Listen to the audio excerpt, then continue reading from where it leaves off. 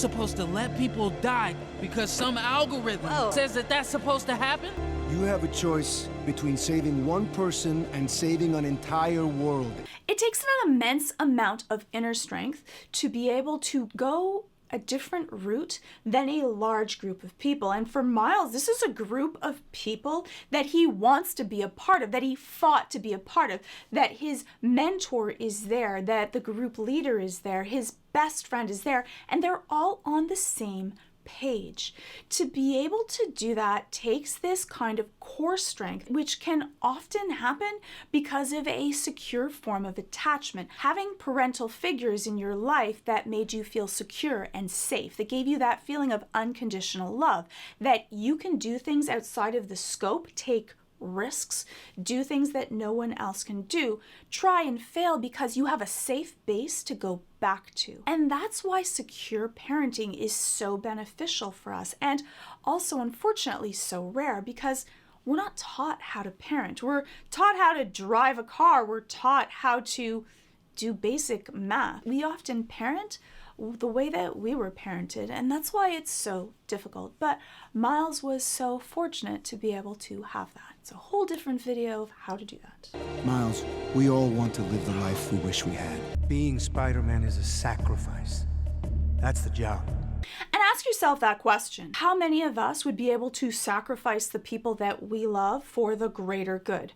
I think that in our heads, we want to believe that. But I think that for many people, they would say, no, there has to be another way. And I'm definitely not going to just blindly follow that.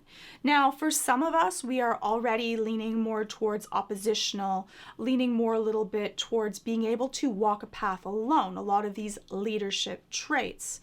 But for many people, they often feel more comfortable to be able to do what everyone else is doing. We're made to follow the herd. And so it takes a lot of inner strength to be able to risk going against the grain and suffer the consequences and possibly being ostracized because of that. And one human standing alone did not have a great chance for survival. They'll only do more damage. Both Miguel, that's enough! Sorry it had to end like this, kid. So good. This movie's so damn good. Ed, not to call me that! He's a great character. One of my favorite characters. I liked his little... Everywhere you go, you're an anomaly. You're the original anomaly. To be told that your mistake is really devastating for us. A lot of people go through that, becoming patient person, family member X, the person that the entire family puts all of the blame on. It's so much easier for us to have this scapegoat, this person or thing that we put all of the ills, the sickness, the things that go wrong on. And often the entire rest of the group will jump onto that because we're all thinking, you know what, at least it's not me. Anything that we hear enough times, we believe. And so to be told that over and over again, we can often carry that, believe that, think that there's something wrong with us, that the reason that these people that should be protecting us, these people in Miles's case that are meant for the greater good, they are heroes, they're superheroes, they are heroes for the world. How could they be wrong? And it's so common, especially for families where there's dysfunction or trauma or ill. It's so hard for us, especially if we're the ones that are causing it in that parental role. It's hard to take ownership that I'm making a mistake, that I'm causing damage to my family, that often we're like, well, it's this person's fault, they did it. But we have to remember that your role as the parental figure is to lead, is to take that to even when your child has done the wrong thing and it would be valid or expected to yell or scream or get really angry that we shouldn't. And that's hard because parenting is actually a job. You are doing a job. So you don't get that luxury because in the end, you're then causing damage to that child and they might start to believe that they are the illness in the family, that they are wrong, that there's something wrong with them, or that they're just born bad. World out there with no Spider-Man to protect them because it bit you instead. No. You're not supposed to be Spider-Man. No, you're lying. I'm Spider-Man. You're a mistake. And that can be devastating. But there are some things that protect him One is that he didn't find this out when he was developing. He found this out after the age of 14, where he's mostly already created his sense of self. Plus, he has healthy parents. He has parental figures that care about him, that he knows he's loved. Are they perfect? No. Are they doing everything right? No, but he knows that he has a safe place to land. And so because of that, it gave him secure attachment, which allows him to take more risks. That means that he is less apt to just fall into anyone else's trap. He is not that hungry for other people's affirmation because his cup is already full. Saving you. He would have stopped the collider before it ever went off.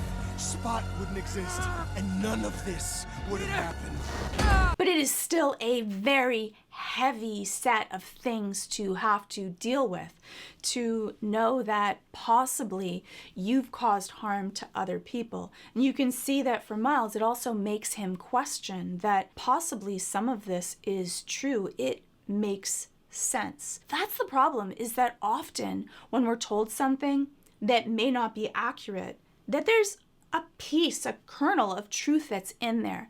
And to be able to sift through the pieces that probably are true and aren't, to be able to get to the closest thing to the truth so that we can make the best decision can be really difficult. Especially in this situation, he's having a fight, he's having to escape. So there's a rush of adrenaline which stops us from being able to cognitively process things accurately. When that happens, we're often processing things through our fears, through our hurts, through our anger. And I think that for Miguel O'Hara, that's what's happening for him. He's gone through all kinds of trauma because of the choices that he made. And so there possibly is a little bit of projection also happening on his part. He would be an interesting character to cover as well. Oh, that's enough! This isn't what we talked about! You talked about this? You all knew?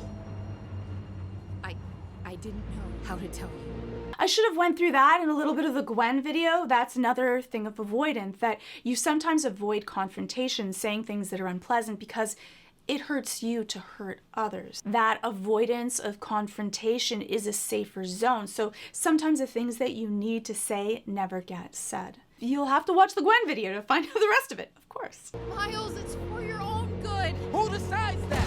Miles, Has no idea what he's doing! Everyone keeps telling me how my story is supposed to go.